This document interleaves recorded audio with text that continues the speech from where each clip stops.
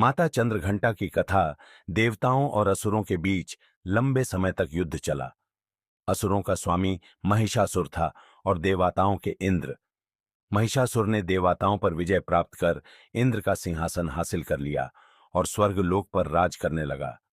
इसे देखकर सभी देवतागण परेशान हो गए और इस समस्या से निकलने का उपाय जानने के लिए त्रिदेव ब्रह्मा, विष्णु और महेश के पास गए।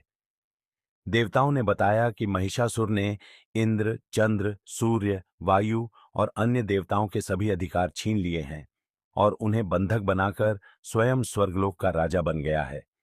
देवताओं ने बताया कि महिषासुर के अत्याचार के कारण अब देवता पृथ्वी पर विचरण कर रहे हैं और स्वर्ग में उनके लिए स्थान नहीं है। यह सुनकर ब्रह्मा, विष्णु और भगवान शंकर को अत्यधिक क्रोध आया। क्रोध के कारण तीनों के मुख से ऊर्जा उत्पन्न हुई। देवगणों के शरीर से निकली ऊर्जा भी उस ऊर्जा से जाकर मिल गई।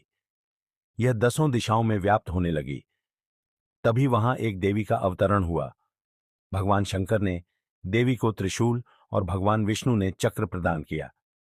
इसी प्रकार अन्य देवी देवताओं ने भी माता के हाथों में अस्त्र शस्त्र सजा दिए।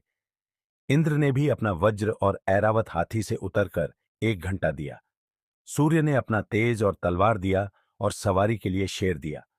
देवी अब महिषासुर से युद्ध के लिए पूरी तरह से तैयार थीं। उनका विशालकाय रूप देखकर महिषासुर यह समझ गया कि अब उसका काल आ गया है। महिषासुर ने अपनी सेना को देवी पर हमला करने को कहा। अन्य दैत्य और दानवों के दल भी युद्ध में कूद पड़े। देवी ने एक ही झटके में ही दानवों का संहार कर दिया।